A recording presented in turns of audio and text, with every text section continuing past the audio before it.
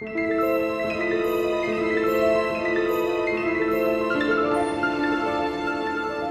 howdy there, folks. Jason here with another review. Today, I will be talking about History of the World Part 2, the long-awaited follow-up to Mel Brooks' classic movie, History of the World Part 1. Now, I'm going to try not to really talk too many spoilers, but if I mention something that might come off as a spoiler, I want to go ahead and just have a blanketed spoiler warning right away. So if you don't want anything ruined for you, stop the video, head over to Hulu, check it out. All 8 episodes are streaming now. But now that we're past that spoiler warning, let's go ahead and dive into this puppy, shall we?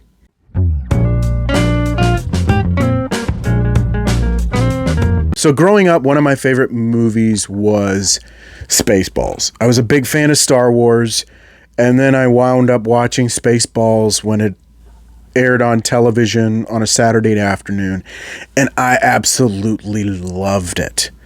Then I found out about Young Frankenstein and Blazing Saddles, and eventually worked my way to History of the World Part 1. And there's that teaser at the end that was really more of a joke when the movie came out, teasing History of the World Part 2. Well, this series on Hulu is that Part 2. Brought to you once again by Mel Brooks with the help of Nick Kroll, Wanda Sykes, and Ike Barinholtz. Much like anything from Mel Brooks, it can be very hit and miss. Some of the jokes work, some of the jokes don't.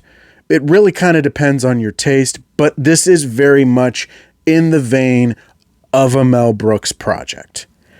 And I gotta say, I had a good time throughout. Even some of the stuff that was kind of like, meh, I did enjoy, just because it really felt like something that was produced by Mel Brooks. It was really, really, really, really fun, really cool.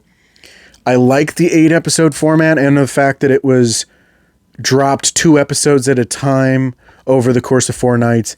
It makes it easier to digest, although I would like to try binge watching the entire 4 hours at one time just to see how that flows, but I really liked kind of breaking it up like that. Some of the jokes get a little old hat after a while. They do have some recurring themes throughout. There are some segments that pop in and out. There's one in particular that kind of really comes together in the final episode, and I thought that was perfect. But aside from the fact that this, is a callback to the movie History of the World Part 1, and it's a Mel Brooks project, there's also so many cameos and so many different appearances by people throughout. It's just so much fun to kind of go, oh, there's them, there's that. I mean, you've got Ronnie Chang, you've got Jack Black, Kumail Nanjiani, you've got Josh Gad, you've got Seth Rogen, you've got Jake Johnson, you've got Sarah Silverman. Oh, man. Hold on, JB Smoove, you've got Zazie Beetz, you've got Richard Kind, you've got Johnny Knoxville. I think I pretty much covered like some of the bigger ones. This thing is just huge. It's just packed with so many people. Rob Riggle. It's just so funny. And some of the bits, like I said, it's kind of hit and miss in some places. I mean, you've got a recurring segment where Johnny Knoxville as Rasputin is doing a Jackass style show where people are trying to assassinate Rasputin because of all the assassination attempts. You've got Wanda Sykes as Shirley Chisholm in a Good Times style sitcom about the life of Shirley Chisholm. You've got Ulysses S. Grant towards the end of the Civil War trying to get some alcohol because Abraham Lincoln tried to cut him off at the end of the war.